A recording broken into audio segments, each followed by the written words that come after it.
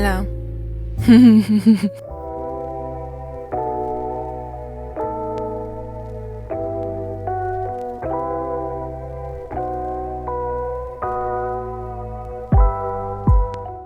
سلام آجیا، من نازنینم. اگه منو میشناسین که هیچی، اگه نمیشناسید من دانشجوی کارگردانی انیمیشنم، مقطع ارشد، و اینجا هم کانال منه. آره خیلی میگذره از آخرین باری که ویدیو ضبط کردم. اگه میبینی اینجوری تکون تکون میخورین، به خاطر اینکه یه پایه جدید دارم تست میکنم و یه مقدار استیبل نیست. امروز میخوام چیکار کنم؟ این فرمت جدید ویدیویی که میخوام تستش کنم. من نظر دادن راجع به فیلم‌های کوتاه و دیدن فیلم‌های کوتاه رو خیلی دوست دارم.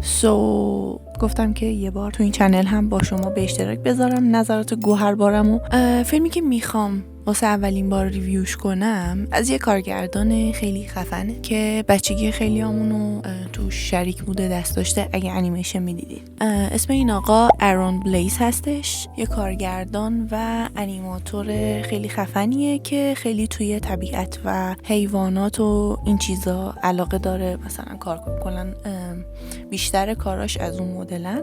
تو فیلم‌های خیلی زیادی همکاری داشته از دیزنی، مثل مولان. بذار رو گوگلش کنم، جوری بهتر دقیق تر میتونم بگم. خب مولان، خرس برادر، شیرشاه، کلا توی انیمیت کاراکتر کارش خیلی درسته. این آقای ارون بلیز اومده طی 3 سال تنهایی، حالا با کمک 3-4 نفر از دوستاش، ولی واسه انیمیت خودش تنهایی بوده. تنهایی یه فیلم رو دستی انیمیت کرده، یه چیزی که ما خیلی وقت نمیبینیم به خاطر هزینه بالایی که داره، به خاطر اینکه کلا اگه دقت کنید صنعت ها، نه تجربی، صنعت انیمیشن یعنی سریال ها، فیلم های انیمیشن بلندی که حالا ایران خیلی بازارش خیلی تازه جون گرفته، ولی فیلم های بلندی که مردم مثلا آمریکا یا مثلا کشورهای دیگه پول میدن میرن سینما ببینن، داره سمت سه‌بعدی میشه و پایپلاین سه‌بعدی الان خیلی محبوب تره نسبت به انیمیشن فریم بای فریم و هند ران بهش میگن. این آقا اومده یه انیمیشن ساخته راجع به یه خرس قطبی، 11 دقیقه و 45 ثانیه. ببینین من الان وسط انیمیت پایان‌نامه‌ام و پایان‌نامه من هم به همین شیوه و تکنیک داره ساخته میشه، یعنی فریم به فریم هر فریمشو با دست دارم میکشم و من میفهمم که واسه 11 دقیقه نه تنها وقت خیلی زیادی میبره، هزینه خیلی زیادی میبره، بلکه منتالیتی از مغزت کاملا مایه میذاره، از روحیت اصلا نابود میشی. خیلی سخته، واقعا سخته تک نفر این همه کار انجام دادن. من اینجا من این فیلم رو دیدم 1-2 هفته پیش، یه سری چیزا یادداشت کردم راجبش و اون نکتهایی که به نظرم اومد، حالا خیلیاش ممکنه بدیهی باشه، خیلیاش هم شاید نباشه، گفتم شاید جالب باشه بگم. راجب این فیلم من یه مقدار تحقیق کردم، رفتم پشت صحنه‌شو دیدم، یه وبسایت درست کرده براش که خودتون میتونید برین ببینین این فیلم. یادم رفت اینو بگم. این فیلم کاملش از توی یوتیوب خود آقای ارون بلیز که اسمش The Art of Aaron Blaise هستش، میتونین کامل ببینینش. خلاصه که بسیار بسیار من ارزش قائلم و احترام قائلم واسه همچین آرتیستی که تونسته یه همچین فیلم خفنی رو تموم کنه. قبل از همه حرفم اینو بگم که نظراتم مثبت یا منفی پشتش این احترام وجود داره. خب حالا میخواستم این فیلمو ببینم همزمان ریل تایم و مثلا نظراتم بگم. یه سری چیزا هم از قبل من یادداشت کرده بودم، فقط این که نمیدونم یوتیوب خوشش میاد نمیاد من همچین فیلمیو چیز کنم، ولی ترجیح میدم میوت ببینمش، چون من اینو قبلا دیدم. میوت ببینمش و چیزایی که به ذهنم میاد رو بگم. این صحنه‌های اولش که 1-2 تا نشون میده، 1-2 تا شات از مثلا بک‌گراند‌ها و اون قطب شمال و این چیزا نشون میده، خیلی نوستالژیکه و قشنگ اون حس انیمیشن‌های دیزنی دوران بچگی رو با آدم میده. من خیلی خوشم اومد، یعنی شروع فیلم خیلی جالب بود و دلم خواست ببینم خب بعدش چی میشه. و اولین نمایی که ما خرس رو میبینیم توی مقیاس خیلی خیلی خیلی خیلی بزرگه و خیلی کوچولوه خرسه، توی بک‌گراند خیلی بزرگ و این اون حسی که آقای بلیز میخواست القا کنه، یعنی تنهایی رو خوب نشون میده. این کشیدن خرسا به این شکل با این چشما با این استایل خیلی سیگنیچر آقای ارون بلیزه و اگه دقت کنین همه حیوونا خصوصا خرس خیلی خرس دوست داره. اکثر حیوونا رو این یه جوری اکسپرسیو میکشه که تو میتونی راحت مثلا حالت صورت، ناراحتی، خوشحالی، این چیزا رو تو صورتش ببینی و اینو از روی یه خرس واقعی با آناتومی های واقعی. فکر نمی کنم آرتیست انیماتوری وجود داشته باشه که اندازه آقای بلیز آشنایی داشته باشه با آناتومی خرس. عمدن اون حس هندران توی پلانای نزدیک نشون داده میشه، یعنی بعضی خطا تو همدیگه رفتن و اسکچی نشون داده میشن. این خیلی خوبه، این چیزیه که عمدیه و کاملا قصد کارگردان و انیماتور همین بوده. اگه دقت کنین حرکت انیمیتاشون کاملا نرمه و یعنی فریما زیادن. توی انیمیت هرچی تعداد فریم و بیتوین بیشتری بکشی حرکتت نرمتر میشه و هرچی کمتر بکشی حرکت شکسته تر و سریعتر به نظر میاد. برعکس تایپ انیمیت گوبلن. مدرسه گوبلن یه مدرسه انیمیشنه تو فرانسه. اکثر دانشجوهاش خروجی کاراشون انیمیت های تونتون، اصلا کلا روایت داستانشون اکثرا تونتونده و خیلی سریع اتفاق میفته، نه اینکه اذیت کننده باشه. تایپ مثلا استایلشون اینجوریه و من دقت کردم فریم های مثلا رو 4 تا فکر کنم انیمیت میکنن یا 3 تا، بیشتر مواقع یعنی کمترین فریم رو میکشن و بیشترین میزان روایت رو میگن. آقای بلیز اومده توی فیلمش اصلا خصاصت به خرج نداده و یه عالمه فریم کشیده، اونم واسه یه کاراکتری با این همه جزئیات. یعنی حتی زیر دماغش، بین دماغ و لبش هم یه عالمه خط هست، اونا رو تو هر فریم دوباره کشیده. 11,000 تا دراوینگ داشته واسه این کار، 11,000 تا.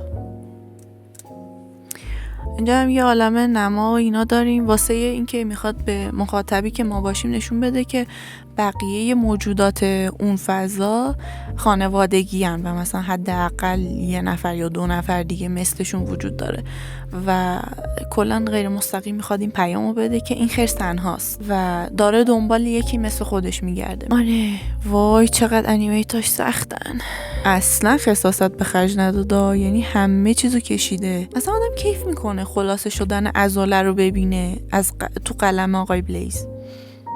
ناراحت میشم برای خرسه، خیلی گناه داره.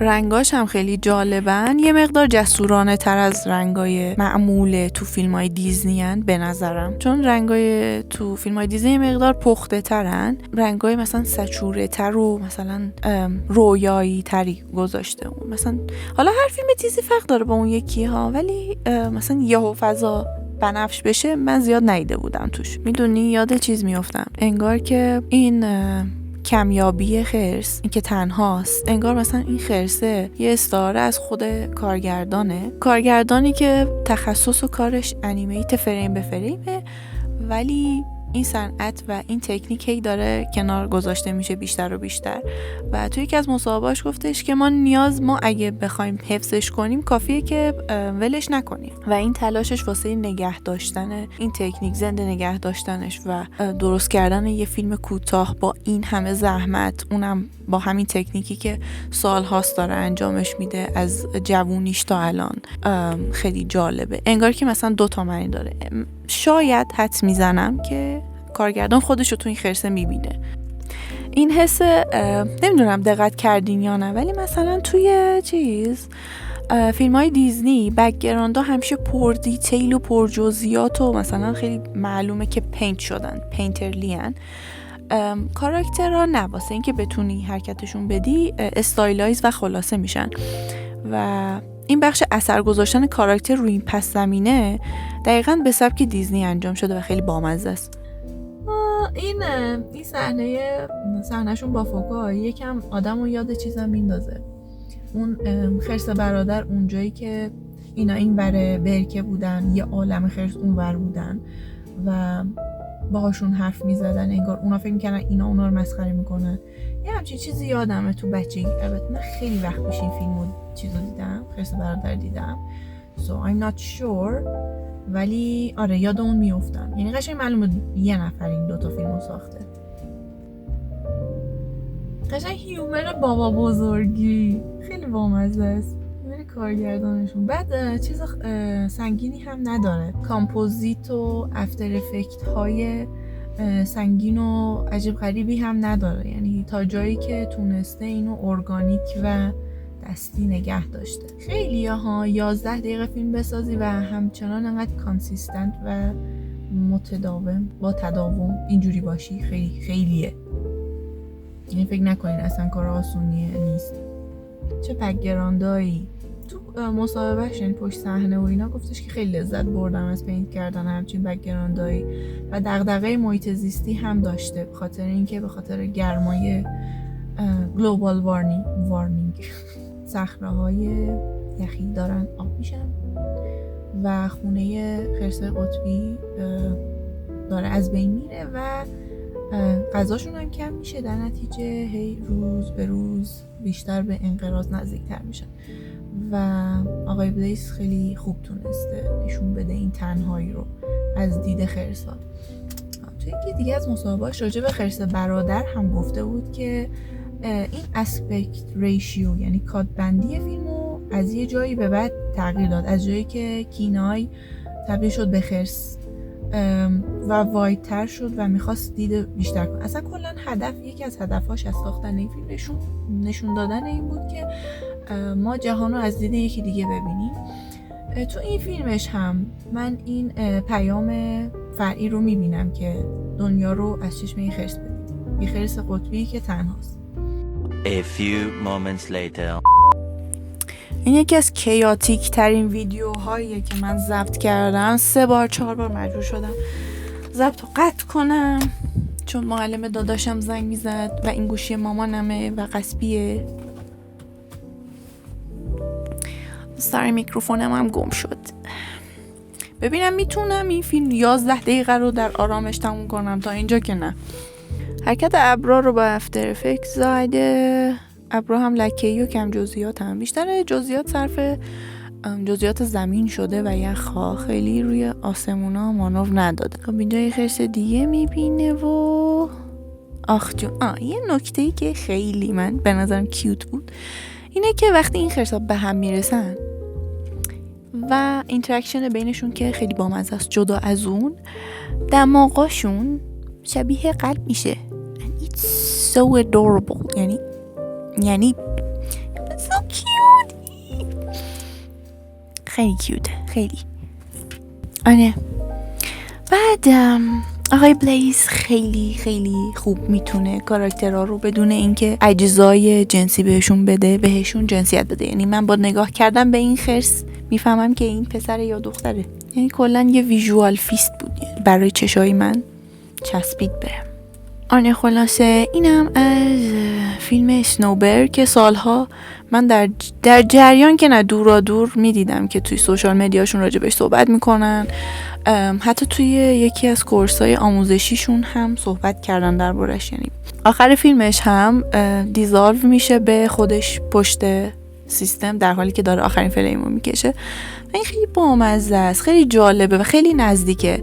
کارگردان خودشو خیلی نزدیک کرده به مخاطب و ما رو کشونده تو پشت صحنه و آره هوا هم تاریک شد. نظرهای مثبتم تا الان که راجبش دیدم این بود که این فیلم خیلی خوب تونسته بود با اون حس نوستالژی و هندرانش مخاطب رو جذب کنه. مخاطب که یعنی منی که قبلا با فیلم‌های قدیمی دیزنی بزرگ شدم خیلی لذت بردم و هممون تشنه دیدن همچین فیلم‌هایی هستیم، ولی کمپانی دیزنی و پیکسار نمیخوان اینو بگن. منتها به نظر من بودجه ساخت همچین فیلم‌هایی رو دیگه ندارن، چون نیروی کاری که انقدر بتونه تبحر داشته باشه توی انیمیت هندران و فریم به فریم خیلی خیلی کمه و اگر باشه خیلی خیلی گرونه. یه همچین چیزای خیلی با ارزشن، یعنی یه جرقه دیگه بعد از این که حس می‌کنی همه چی تموم شده و این خیلی جذاب بود. A few moments later. من این ویدیو رو تموم نمی‌کنم. میدونی چرا؟ چون برای بار هزارم اینتراپت شدم. اصلا رشته افکارم پاره شد. داشتم میگفتم که از لحاظ کارگردانی این چیزا فوق‌العاده، اصلا کلاسیک دیزنی. ولی ببین اگه من میخواستم این فیلمو درست کنم یه مقدار گره داستانی هولناکتری میذاشتم توش. یعنی ما میتونیم با این قضیه انقراض خرسای قطبی خیلی بیشتر جان سوزش کنیم، یعنی جگر آدم آتیش بگیره. خب ولی طبق سبک دیزنی همه چی گل و بلبل و هپی اندینگ بود. به نظرم گره داستانی زیادی وجود نداشت. یعنی کل گره داستانی بود که یه خرس تنهاست، انگیزش اینه که یکی مثل خودش رو پیدا کنه و به خاطرش تلاش میکنه و این کاراکتر شروع به حرکت میکنه. اگه انگیزه دومی هم میومد وسط خیلی فیلم باحال تری میشد از اینی که هست. آره، تمام چیزی که نقدی که میتونم داشته باشم همینه. چون کارگردان خیلی خفنیه، من خیلی راستش جرئت ندارم بخوام نظر بدم تو کارش، ولی آره حس میکنم خیلی داستان خیلی زیبایی بود، نوستالژیک بود، ولی به قیمت اینکه کلیشه‌ای باشه تموم شد. which is fine و هنوزم مخاطبای خودشو داره. خیلی وقتا تو نمیخوای یه اتفاق خیلی ناگوار بیفته تو فیلم، تو فقط میخوای یه داستان رو ببینی که داره اتفاق میفته، مثل مستند که هیچی دستتون نیست و آوتکام ها و نتیجه ها خیلی خارج از چارچوبایی که همیشه دیدی نیستن. آره، امیدوارم که خوشتون اومده باشه از این ویدیو. نمیدونم با این فرمت حال میکنید یا نه، امیدوارم دوست داشته باشید. من خیلی لذت بردم از بیان افکارم راجع به انیمیشن کوتاه. دوست دارم بیشتر درست کنم. به هم بگین. خاموش شد. اوکی دیگه، هوا داره تاریک میشه، منم باید برم خونمون، یخ زدم. آره، نظرتون رو به هم بگین و روز خوبی داشته باشید. ماچ بهتون. خداحافظ.